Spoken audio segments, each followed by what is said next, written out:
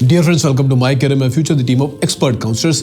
देखिए, जो 2026 का पेपर लीक हुआ और उसके बाद एग्जाम कैंसिल हो गया, दोबारा फिर से एग्जाम होना है।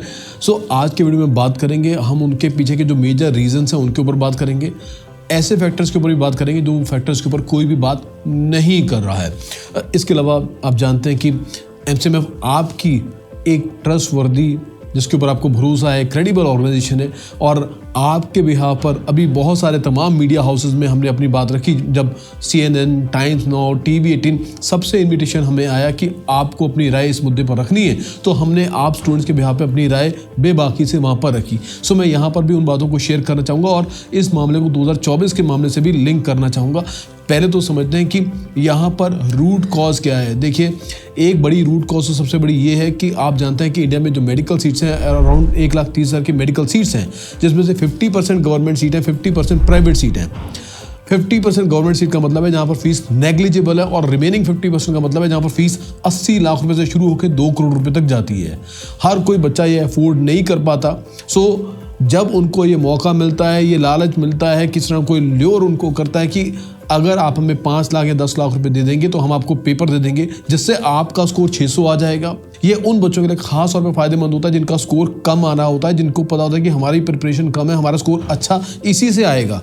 सो वो लालच में, कच्चे लालच में आके फंस जाते हैं और उनको ये फ़ायदा ये नज़र आता है कि अगर हम इनको 5 लाख रुपए दे देंगे, कल को हमारा गवर्नमेंट मेडिकल कॉलेज का स्कोर आ जाएगा तो एजुकेशन में फ्री में तो 5-10 लाख में या 15-20 लाख रुपए तक में भी इनको एक सस्ती मेडिकल की एजुकेशन मिल जाएगी। सो इस तरह का एक जो कच्चा लालच इनको मिल जाता है। इसके पीछे की जो सोल्यूशन क्या है उसके ऊपर हम अगले वीडियो में बात करेंगे।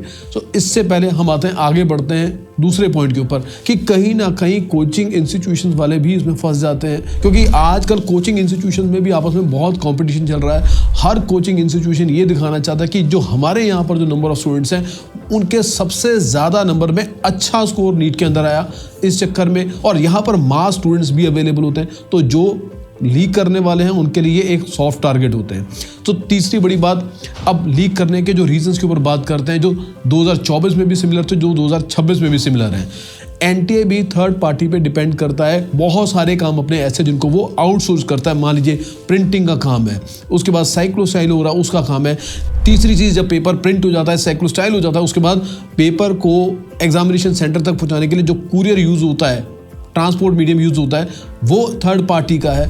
और चौथा, जब एग्जामिनेशन सेंटर्स में पेपर पहुंच जाता है तो कंट्रोल जो है वो स्कूल्स के हाथों में या एग्जामिनेशन सेंटर के हाथ में पहुंच जाता है। सो NTA जो है एंटायरली डिपेंडेंट है इन 4-5 अलग अलग आउटसोर्सिंग एजेंसीज के ऊपर या इन डिपेंडेबिलिटी फैक्टर्स के ऊपर। यहीं से 2024 में भी पेपर लीक हुआ था और 2026 में भी यही से लीक हुआ है। 2026 में भी सुप्रीम कोर्ट में कहा गया था कि एक कमेटी फॉर्म की गई थी, मैकेनिज्म बनाया गया था, एक स्टैंडर्ड ऑपरेटिंग प्रोसीजर बनाया गया था, लेकिन 2026 में भी वो स्टैंडर्ड ऑपरेटिंग प्रोसीजर फेल हो गया, जिसका खामियाजा उन लाखों बच्चों को भुगतना पड़ा जिनकी कोई गलती नहीं थी, जिन्होंने बहुत मेहनत के साथ, ईमानदारी के साथ अपना पेपर तैयार किया था, बड़ा अच्छा स्कोर लेकर आए थे और शायद वो इस तरह का स्कोर अब दोबारा वापस ना ला सके। अब बात करेंगे कॉन्सिक्वेंसेस को लेकर, जो मैंने सबसे पहली बात की कि यहाँ पर अब उनके लिए पॉसिबल नहीं होगा दोबारा उस तरह का स्कोर लेकर आ पाना। तो ऐसे में जो कट ऑफ्स हैं वो फिर हिल जाएंगी, मिक्स हो जाएगा। जो अच्छे स्टूडेंट थे उनका स्कोर वैसा नहीं आएगा, वो नीचे आ जाएंगे। दूसरा, जो बच्चे जिनका स्कोर कम आया था, हो सकता है वो 2 तरह के होंगे, हो सकता है उनको थोड़ा सा बेटरमेंट का टाइम मिल जाए और हो सकता है वो और नीचे आ जाए। सो कुछ बड़ी कन्फ्यूज़न की सिचुएशन आने वाले दिनों में बच्चों को फेस करनी पड़ सकती है। मैं इतना ही कहना चाहूँगा आप बच्चों को कि आप दोबारा फिर से अपने आप को स्ट्रॉन्ग करके, स्ट्रेंथन करके, मजबूती के साथ इकट्ठा कीजिए अपने आप को, दोबारा फिर से तैयारी कीजिए। महीने के अंदर अंदर ये एग्ज़ाम मुझे उम्मीद है दोबारा कंडक्ट करवा लिया जाएगा। तो उस टाइम तक आप अपनी पढ़ाई को दोबारा एक बार फिर एकजुट होकर मन से तैयार कर लीजिए, ताकि एटलीस्ट जो स्कोर आपका अब आ रहा था या तो आप उससे बेटर कर पाएँ, नहीं तो एटलीस्ट उतना स्कोर आप ज़रूर कर पाएँ।